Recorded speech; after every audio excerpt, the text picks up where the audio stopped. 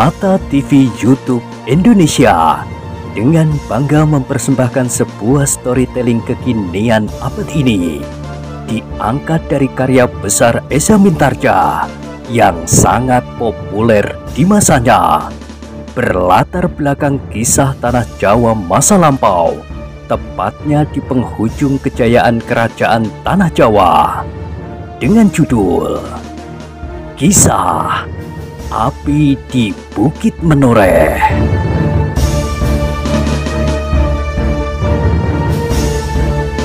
Pada kesempatan yang sangat baik ini, kita masuk pada episode yang ke-424. Selamat menikmati.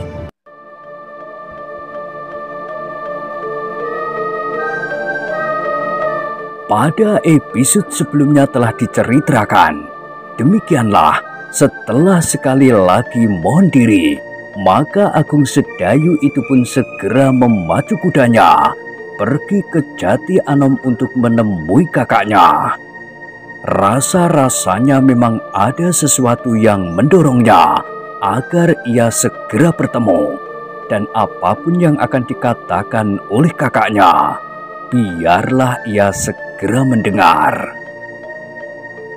Tetapi mungkin hanya sekedar prasangka, desisnya di dalam hati. Justru karena pesan Raden Sutawijaya itu. Tetapi Agung Sedayu ingin segera membuktikan, sehingga karena itu ia memacu kudanya semakin cepat. Di dalam perjalanan itu, sempat juga ia mengenang bagaimana ia pertama kali pergi ke Sangkal Putung di malam yang gelap dalam hujan dan angin. Bagaimana ia menjadi ketakutan dan hampir-hampir tidak sanggup melanjutkan perjalanan. Aku hampir mati ketakutan, desisnya. Tanpa disadari sebuah senyum telah tersungging di bibirnya. Bahkan dibayangkannya apakah yang akan terjadi atasnya seandainya ia masih belum berhasil memecahkan kungkungan yang membelenggu hatinya saat itu. Dan tiba-tiba saja ia terlempar ke alas Mentauk seperti yang baru saja dialaminya. Aku tidak akan lebih baik dari orang-orang yang ketakutan di barak itu, katanya kepada diri sendiri. Ketika Agung Sedayu sampai di Dukuh Pakuwon, tiba-tiba saja ia ingin melihat rumah yang pernah didiami oleh Kiai Gringsing. Bahkan seakan-akan memang di padukuhan itulah tempat tinggal Kiai Gringsing yang sebenarnya, karena di rumah itu pula ia mulai mengenalnya. Karena itu, ketika ia sampai pada sebuah tikungan yang membelah padukuhan itu, tiba-tiba saja ia telah berbelok menyelusuri jalan kecil yang langsung menuju ke rumah Ki Tanumetir.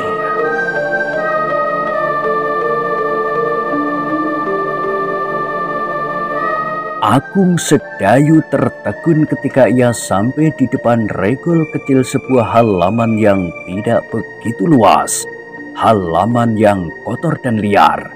Halaman itu adalah halaman rumah Ki Tanumetir yang juga bernama Kiai Gringsing. Seperti ditarik oleh sebuah pesona yang tidak dimengertinya sendiri, Agung Sedayu memasuki halaman rumah itu. Bahkan ia pun kemudian meloncat turun dari kudanya. Tetapi Agung Sedayu berdiri saja di halaman sambil memandang berkeliling. Memandang rerumputan liar, sarang laba-laba yang bergayutan di sudut-sudut rumah, dan kandang yang kosong. Agung Sedayu menarik nafas dalam-dalam. Ternyata ia tidak melangkah lebih dekat lagi. Sebenarnya ia ingin juga masuk ke rumah itu, tetapi niatnya diurungkannya. Ia ingin segera menemui kakaknya. Tetapi langkahnya tertegun sejenak ketika dilihatnya seseorang yang berjalan di lorong sempit. Orang yang memandanginya dengan penuh keheranan, tetapi juga dibayangi oleh perasaan takut dan cemas pula. "Kisanak," tiba-tiba Agung Sedayu menyapanya. "Apakah kau tinggal di padukuhan ini juga?" Iya Tuan." Orang itu tergagap. "Aku memang tinggal di padukuhan ini. Apakah kau kenal dengan penghuni rumah ini?" "Oh." Orang itu mengangguk-anggukkan kepalanya. "Orang yang tinggal di rumah ini adalah seorang dukun tua." "Di manakah ia sekarang?" "Tidak seorang pun yang mengetahui nasibnya, Tuan. Selagi daerah ini menjadi daerah yang gawat, menjadi ajang benturan antara pasukan Pajang dan sisa-sisa prajurit Jipang, orang tua itu telah menghilang." Agung Sedayu mengangguk-anggukkan kepalanya. "Ia adalah seorang dukun yang baik, Tuan. Dukun yang suka sekali menolong sesamanya. Bukan saja orang-orang di sekitar tempat tinggalnya saja yang datang kepadanya waktu itu, tetapi dari padukuhan-padukuhan lain pun banyak yang datang berobat kepadanya, dan ia berhasil menyembuhkannya." "Seorang dukun?" Agung Sedayu mengulang. "Dukun yang dapat menyembuhkan orang sakit?" "Iya Tuan, menyembuhkan orang sakit. Tetapi ia mempunyai cara tersendiri. Ia mempergunakan dedaunan dan akar-akaran sebagai obat, tidak dengan cara-cara yang ajaib yang tidak dapat kami mengerti."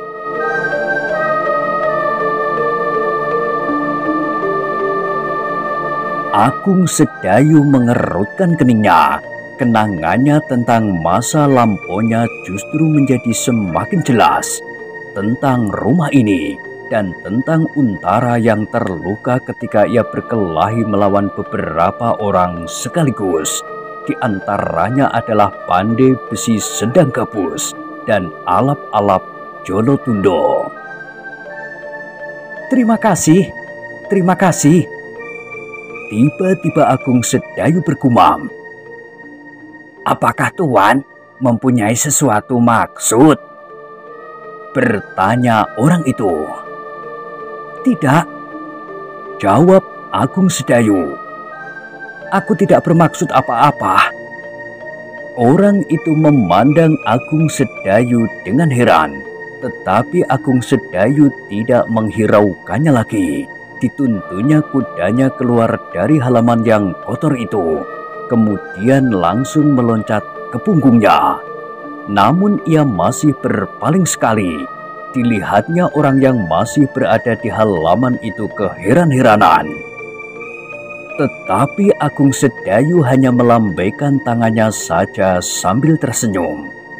Sejenak kemudian kudanya pun sudah berpacu pula, semakin lama semakin jauh dari Dukuh Pakuwon. Demikianlah, maka derap kuda Agung Sedayu menjadi semakin dekat dengan Jati Anom.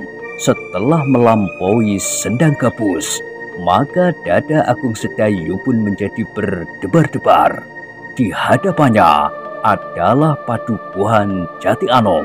Sejenak kemudian, ia akan sampai dan bertemu dengan kakaknya, Untara.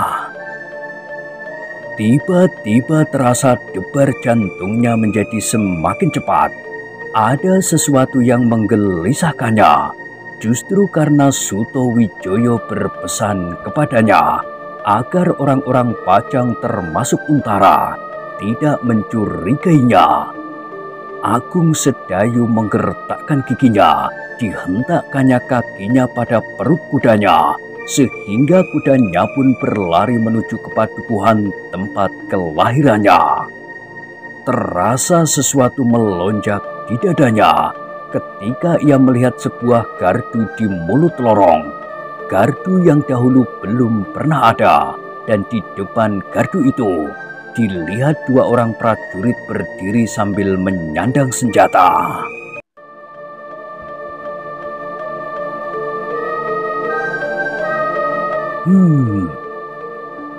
Desis Agung Sedayu. Prajurit-prajurit Pajang benar-benar dalam keadaan siaga. Tetapi Agung Sedayu pun mencoba mengambil kesimpulan. Namun agaknya para senopati Pajang masih juga ragu-ragu. Ternyata mereka masih saja berada di Jati Anom. Kalau mereka menganggap perkembangan tanah Mataram itu benar-benar membahayakan, mereka pasti akan bergeser maju. Mungkin mereka akan kembali ke Sangkal Putung. Tetapi mungkin juga di Prambanan, atau lebih maju lagi di seberang Kali Opak, pada tempat yang memotong garis lurus dari Mataram ke Pajang.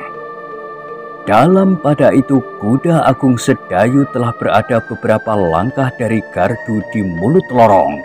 Ia melihat salah seorang dari kedua prajurit itu maju beberapa langkah dan berdiri di tengah jalan. Sambil mengangkat tangan kanannya, ia pun berkata, "Berhenti Kisanak." Agung Sedayu menarik kekang kudanya. Ia masih ingat prajurit Pajang di Sangkal Putung pernah bertanya kepadanya ketika ia datang untuk pertama kalinya ke Kademangan itu. Apakah Kisanak tidak turun? Karena itu, maka kali ini Agung Sedayu segera turun dari kudanya untuk memenuhi tata kesopanan bagi seorang penunggang kuda yang melalui sebuah penjagaan yang dianggap penting. "Siapakah kau?" bertanya prajurit itu. Agung Sedayu menatap wajah prajurit itu sejenak, tetapi ia memang belum pernah mengenalnya. Demikian juga agaknya prajurit itu masih belum mengenalnya. Karena itu maka jawabnya, "Aku anak Jati Anom." "Hei!" Prajurit itu mengerutkan keningnya. "Kau anak Jati Anom?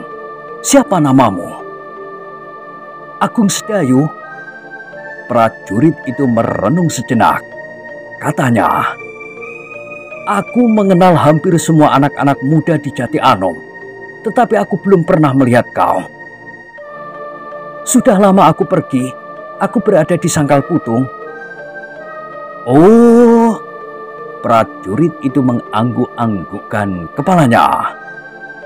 "Kau anak siapa?"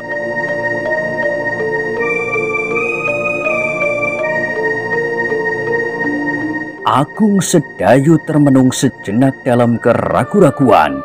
Ia tidak ingin menyebut dirinya langsung sebagai adik Untara apabila tidak diperlukan sekali, agar tidak menumbuhkan kesan yang tidak dikehendaki pada prajurit itu. Karena itu, maka ia pun menjawab pertanyaan prajurit itu. "Ayah dan ibuku sudah lama meninggal dunia." "Iya, tetapi siapa mereka?" Agung Sedayu menarik nafas. Jawabnya, "Namanya Kisadewa." Prajurit itu mengerutkan keningnya. Ia memang belum pernah mendengar nama itu, sehingga tanpa disadarinya, ia berpaling memandangi wajah kawannya yang berdiri di depan gardu. "Siapa?" bertanya kawannya sambil melangkah mendekat. "Agung Sedayu." Prajurit itu termangu-mangu sejenak, tetapi sebelum ia menjawab, Agung Sedayu sudah bertanya lebih dahulu. "Apakah Jati Anom sekarang menjadi daerah tertutup?" Kedua prajurit itu terdiam sejenak, namun kemudian ia menjawab, "Tidak, Jati Anom belum menjadi daerah tertutup."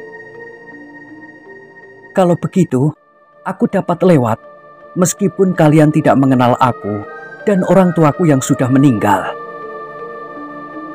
Kedua prajurit itu saling berpandangan. namun mereka pun kemudian menganggukkan kepala mereka. "Ya, kau dapat lewat." Agung Sedayu menganggukkan kepalanya sambil berkata, "Terima kasih, aku akan menengok kampung halaman yang sudah lama aku tinggalkan." Kedua prajurit itu mengangguk-anggukkan kepalanya. Salah seorang dari keduanya menyahut, "Silahkan, tetapi kau harus menjaga diri. Meskipun Jati Anom belum merupakan daerah tertutup, namun daerah ini merupakan daerah pengawasan. Setiap orang akan diawasi dan harus bertanggung jawab atas tingkah lakunya di sini." Agung Sedayu mengangguk. "Ya, aku mengerti. Aku akan bertanggung jawab atas segala perbuatan dan tingkah lakuku selama aku berada di Jati Anom." Kedua prajurit itu saling berpandangan sejenak. Kemudian mereka melangkah minggir. Salah seorang dari mereka berkata, "Silahkan." Agung Sedayu pun kemudian meloncat ke punggung kudanya. Setelah ia mengangguk hormat, maka kudanya pun mulai melangkah memasuki lorong daerah kelahirannya. Dada Agung Sedayu pun mulai berdebar-debar ketika ia melihat keadaan di padukuhan Jati Anom. Suasananya mirip dengan suasana padukuhan-padukuhan di Sangkal Putung pada saat mereka menghadapi pasukan Tohpati yang berusaha merebut daerah perbekalan itu. Hampir di setiap lorong, ia bertemu dengan prajurit Pajang yang berjalan sambil memandanginya dengan heran. Di setiap simpang empat dan apalagi di halaman Banjar. Agaknya Banjar Padukuhan itu pun telah dipergunakan sebagai tempat tinggal para prajurit. Bukan saja Banjar Padukuhan, tetapi juga 1-2 rumah-rumah yang paling besar dan mungkin juga kademangan seperti kademangan Sangkal Putung.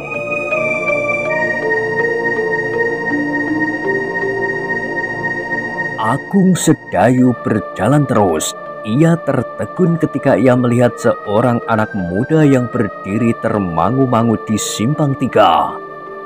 Anak muda itu adalah anak muda yang pernah dikenalnya. Justru adalah kawannya bermain dan mereka bersama-sama sibuk menghadapi padepokan Tambakwedi sebelum padepokan itu dihancurkan. "Kau Sedayu?" sapa anak muda itu. Agung Sedayu pun segera meloncat dari punggung kudanya. "Iya," jawab Agung Sedayu sambil mengguncang pundak anak muda itu. "Kau sekarang tampak gagah sekali, Jugo." Anak muda yang bernama Jugo itu tertawa. "Kau juga menjadi seorang prajurit?" bertanya Agung Sedayu. "Iya, aku mendapat kesempatan itu dan aku senang melakukannya. Apalagi untuk sementara, aku akan tetap tinggal di padukuhan sendiri selama Untara masih berada di sini juga." Agung Sedayu tersenyum. Dipandanginya kawannya yang bernama Jugo itu dari ujung kakinya sampai ke ujung kepalanya. "Apa yang aneh padaku?" bertanya anak muda itu. Agung Sedayu kini tertawa. Jawabnya, "Tidak ada yang aneh, tetapi kau pantas menjadi seorang prajurit." Jugo pun tertawa. "Ada-ada saja kau Sedayu. Aku kira kau pun akan menjadi seorang prajurit pula seperti Untara. Kau tentu akan mendapat kesempatan pula. Apalagi kau adiknya." "Hei, kau aneh. Apakah adik seorang senopati akan selalu mendapat kesempatan untuk menjadi seorang prajurit? Bukankah untuk menjadi seorang prajurit diperlukan syarat-syarat tertentu dan harus melakukan pendadaran?" "Iya, meskipun aku adik Kakang Untara, tetapi kalau aku tidak memenuhi syarat, maka aku tidak akan dapat diterima menjadi seorang prajurit. Ah, kau, desah Jugo. Kau sangka kami anak-anak Jati Anom tidak tahu tentang kau? Tidak tahu apa yang kau lakukan di Sangkal Putung dan di Padepokan Tambakodi? Ah, aku tidak berbuat apa-apa. Jugo menepuk bahu Agung Sedayu itu. Katanya, memang tidak seorang pun yang menyangka bahwa kau akan menjadi anak muda yang mengagumkan seperti ini. Di masa kanak-kanak, kau lain sekali. Agung Sedayu tersenyum. Memang masa anak-anaknya dapat menimbulkan kesan yang lucu di dalam dirinya.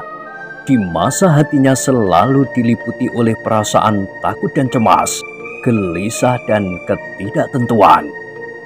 Tetapi yang telah terukir di jiwanya itu sama sekali tidak akan dapat terhapus sama sekali.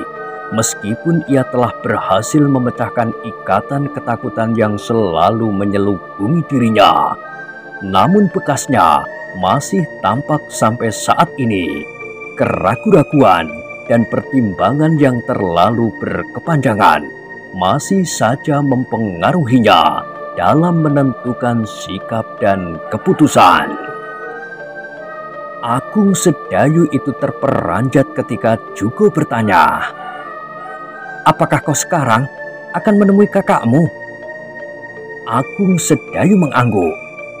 "Iya, tetapi aku juga akan melihat rumah yang telah lama aku tinggalkan." Untara tinggal di rumahnya bersama beberapa orang pemimpin pasukan ini. Oh, Agung Sedayu menarik nafas dalam-dalam. Jadi aku tidak usah mencarinya kemana-mana. Iya, pulang sajalah, kau akan menemukan orang yang kau cari. Terima kasih. Apakah kau akan pergi ke sana juga? Jugo menggeleng. Jawabnya, "Aku tinggal di Banjar." Agung Sedayu pun kemudian berkata, "Kalau begitu, aku akan pulang ke rumah dahulu menemui Kakang Untara. Kemudian aku akan melihat-lihat padukuhan ini." "Bukankah kau akan kembali ke padukuhan ini?" Agung Sedayu menarik nafas dalam-dalam. Sambil tersenyum ia pun kemudian menjawab, "Iya, aku akan kembali ke Jati Anom. Tetapi tidak segera. Aku masih mempunyai beberapa persoalan yang harus aku selesaikan." "Apa?" "Ah, hanya persoalan pribadi." "Hei, persoalan pribadi?" Jugo mengerutkan keningnya. Kemudian katanya, "Hah, aku tahu. Tentu persoalan anak muda. Kalau begitu, kami anak-anak Jati Anom setelah merayakan Hari Bahagia Untara akan segera merayakan hari besarmu." "Hei," justru Agung Sedayu terkejut. "Ada apa dengan Kakang Untara?" "Kenapa aku bertanya? Bukankah kau adiknya?" Agung Sedayu menjadi bimbang sesaat. Namun kemudian ia berkata, "Sudah lama aku tidak bertemu Kakang Untara." "Temuilah, ia pasti akan mengatakannya kepadamu," sahut Jugo sambil tersenyum. Agung Sedayu memandang Jugo sejenak. Ia melihat kelucuan membayang di wajah anak muda itu. Sehingga Agung Sedayu pun kemudian tersenyum pula.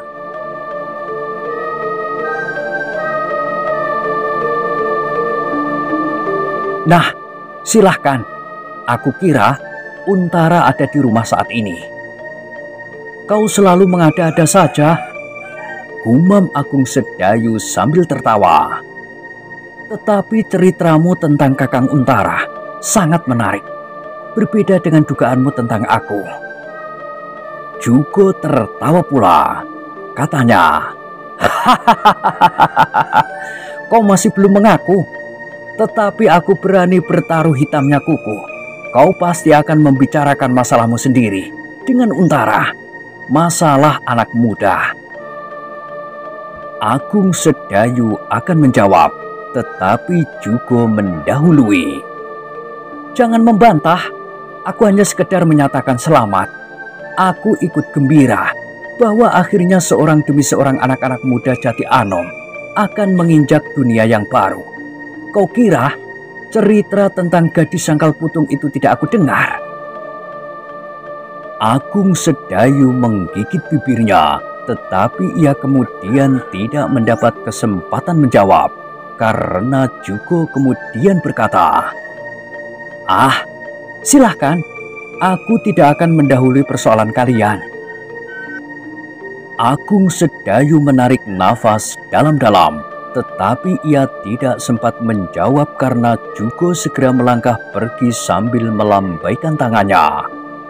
Sejenak Agung Sedayu masih berdiri termangu-mangu, namun kemudian ia meloncat ke punggung kudanya dan meneruskan perjalanannya menuju ke rumahnya yang kini telah dipergunakan sebagai tempat untuk pimpinan pasukan Pajang yang bertugas di daerah selatan. Agung Sedayu tidak menghiraukannya lagi apabila beberapa orang prajurit yang tidak dikenalnya memandangnya dengan heran. Meskipun tidak terlampau cepat, namun kudanya berlari juga di sepanjang jalan Padukuhan menuju ke rumahnya. Tetapi agaknya ada juga prajurit Pajang yang bersifat aneh. Prajurit-prajurit muda yang belum sempat menunjukkan kelebihannya di medan perang yang sesungguhnya. Kadang-kadang mereka tiba-tiba saja ingin berbuat sesuatu untuk membuktikan bahwa ia adalah seorang laki-laki yang mempunyai kelebihan dari orang lain.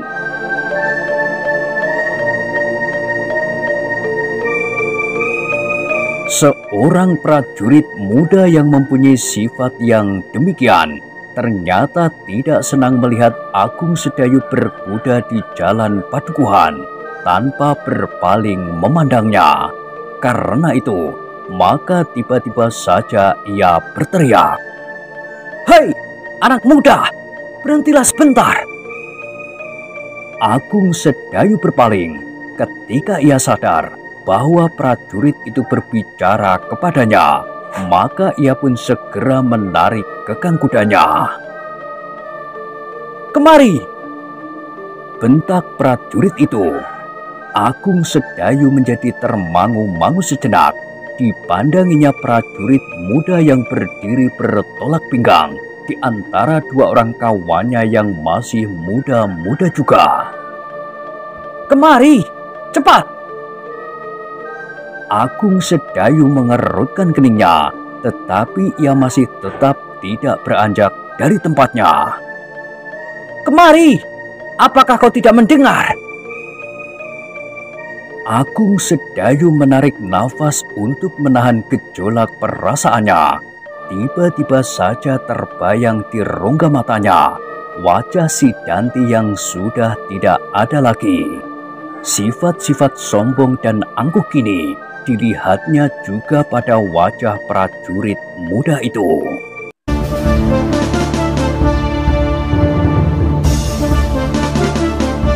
Sebenarnya Agung Sedayu tidak senang diperlakukan demikian karena ia tahu bahwa prajurit itu memang tidak berhak berbuat demikian. Tetapi untuk menghindari keributan, maka ia pun segera meloncat turun dan selangkah demi selangkah mendekati prajurit muda itu. Prajurit-prajurit itu belum pernah dilihatnya, sehingga Agung Sedayu berkesimpulan bahwa sebagian besar dari prajurit-prajurit yang ada di Jati Anom bukannya prajurit yang pernah tinggal di Sangkal Putung. Agaknya prajurit Untara itu sekarang adalah prajurit-prajurit muda yang masih mengidap darah muda yang muda mendidih. "Siapa kau, hei? Kau sangka bahwa kau seorang tumenggung? Seharusnya kau berjalan sambil menuntun kudamu. Kau malahan memacu kudamu di jalan Padukuhan yang sempit ini. Apalagi kau berpapasan dengan prajurit-prajurit Pajang. apakah para penjaga gardu di regol padukuhan ini tidak menegurmu? Maaf, jawab Agung Sedayu. Aku tidak tahu, dan para prajurit di gardu tidak memberitahukan kepadaku bahwa aku harus menuntun kudaku di sepanjang jalan padukuhan. Siapa kau? Dan di mana rumahmu? Namaku Agung Sedayu. Rumahku Jati Anom ini. Aku akan kembali menengok halaman dan rumah yang sudah lama aku tinggalkan. Bohong, aku belum pernah melihat wajahmu. Aku sudah berpapasan dengan Jugo. Ia juga seorang prajurit. Aku kenal anak muda itu karena kami berasal dari padukuhan ini. Jangan mengelabui kami. Seandainya kau kenal juga anak-anak muda di padukuhan ini, namun kau sudah bertindak diksuro.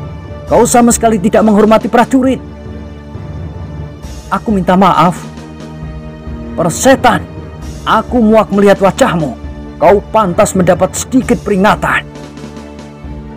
Aku minta maaf. Aku tidak tahu. Maaf. Maaf macammu. Kau sangka kesalahanmu dapat dihapus dengan minta maaf. Jadi, Agung Sedayu tidak mengerti maksud prajurit itu. Namun agaknya prajurit itu memang sekedar ingin berselisih sehingga tiba-tiba saja ia telah menyambar ikat kepala Agung Sedayu. Tetapi Agung Sedayu tidak membiarkannya sehingga dengan cepat pula ia berhasil mengelak. Hei, kau berani melawan aku? Bukan maksudku, sahut Agung Sedayu. Tetapi kau mengelak. Jangan kau rusakkan ikat kepalaku. Prajurit itu memandang Agung Sedayu dengan marahnya. Selangkah ia maju mendekati Agung Sedayu yang melangkah surut.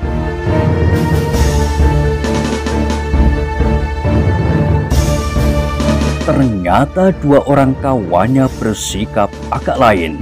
Sambil menggamit kawannya yang marah itu, salah seorang dari mereka berkata, "Sudahlah, jangan hiraukan anak dungu itu. Biar aku memberinya sedikit peringatan. Kalau dibiarkan saja demikian, ia akan menjadi semakin teksuroh. Ia akan tidak menghargai lagi kepada kita. Disangkanya siapa kita ini?" Kedua kawannya itu saling berpandangan sejenak. Kemudian mereka pun mengangkat bahu. Kawannya itu tidak mau lagi diperingatkannya. Hei, Agung Sedayu, jangan mengelak. Kau harus membiarkan aku mengambil ikat kepalamu dan membanting di tanah. Kemudian akan aku injak dengan dua belah kakiku. Agung Sedayu menarik nafas dalam-dalam. Ia benar-benar menghadapi masalah yang meskipun sederhana, tetapi membingungkan. Ia dapat saja berbuat sesuatu untuk mempertahankan ikat kepalanya. Bukan sekedar ikat kepalanya itu, tetapi harga dirinya. Namun dengan demikian ia akan berselisih dengan seorang prajurit. Kalau kakaknya mendengar, mungkin akan dapat menimbulkan salah pengertian. Justru karena ia datang dari daerah baru yang sedang diawasi, Mataram.